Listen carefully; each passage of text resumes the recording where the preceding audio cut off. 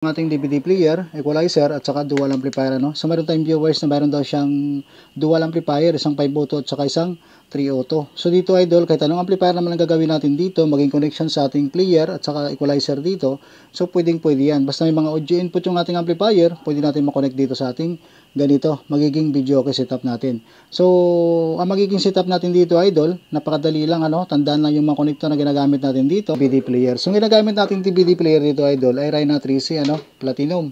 So dito sa ating output idol, may isang connector tayo dito na dalawang pares lang ang gagamitin natin dito. Sa output ng ating equalizer papunta sa input ng ating equalizer, tapos papunta sa amplifier natin. So itong connector natin na mono TS dual male RCA, so dalawa itong mayroon ako dito. Connector idol na hawak natin, dual mono TS dual male RCA, ito yung magagamit natin sa DVD equalizer at saka amplifier natin. So ganito ang gagawin natin dito. Itong ating DVD player, output tayo dito. Itong connector natin na hawak natin na isa, i-output natin dito sa output ng ating DVD player. Ito yung audio niya, ano?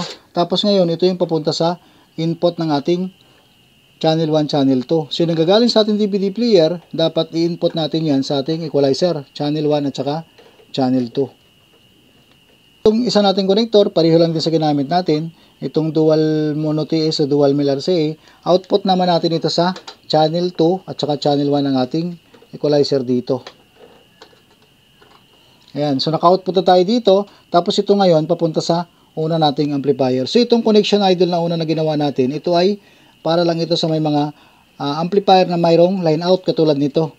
So dito tayo nag-input, yung nagagaling sa output ng ating equalizer, papunta rito sa audio input ng una nating amplifier. So dahil may line out ito, dito tayo mag-line out papunta sa connection ng pangalawa nating amplifier. So kailangan natin ng connector dyan, ito lang, ano, male RCA lang. So output tayo dito sa ating line out ng ating amplifier, papunta ngayon dito sa audio input ng ating pangalawang amplifier. So ito idol, yung connection natin dito ay para lang ito sa may mga line out. So ngayon, dahil 3 auto, 5 auto po yan, kung halimbawa walang line out po yan na katulad nito, so magbabago tayo ng connector dito. So alisin natin yung mga input at saka output ng ating amplifier. So alisin muna natin ito. Tapos yung audio input dito, ito yung nanggagaling kanina sa ating output ng ating equalizer dito, ito siya. Ayan. Tapos itong pinakadulo niya, pwede natin to gamitan ng RCA-Y splitter para magkaroon ng connection yung dual amplifier natin dito.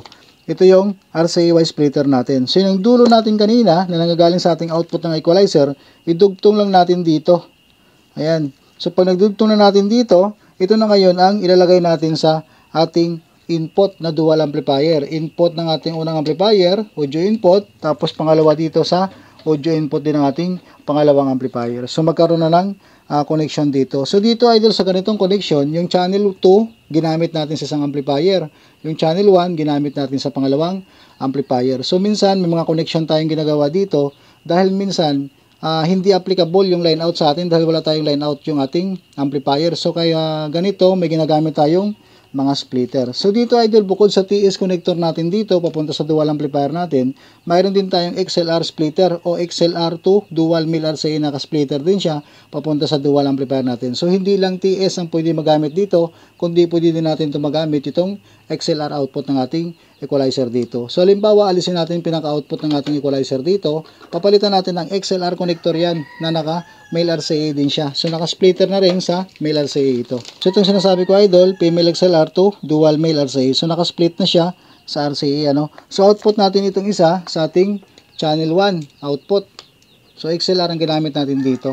Ito ngayon ang gagamitin natin sa isa nating amplifier. So audio input lang din, yun ang gagaling sa ating output ng ating channel 1 ng ating equalizer. So itong isa naman natin na connector, output lang din dito sa XLR output ng ating channel 2. Ito, papunta ngayon dito sa audio input ng pangalawa nating amplifier. So pwede natin dito idol na ipantay o ipareho yung settings ng ating channel 2 sa channel 1. So kung pang video okay lang naman, pero pwede din natin gawin pang low itong channel 2, pang mid high yung channel 1. Nasa inyo na lang po yan idol. So diskarte nyo na lang yan kung ano magiging settings ng channel 2 at saka channel 1 ng inyong equalizer. So ito ang connection na ginawa natin dito, lalo pag walang line out yung isa sa amplifier natin, ito ang magiging option na maging connection natin.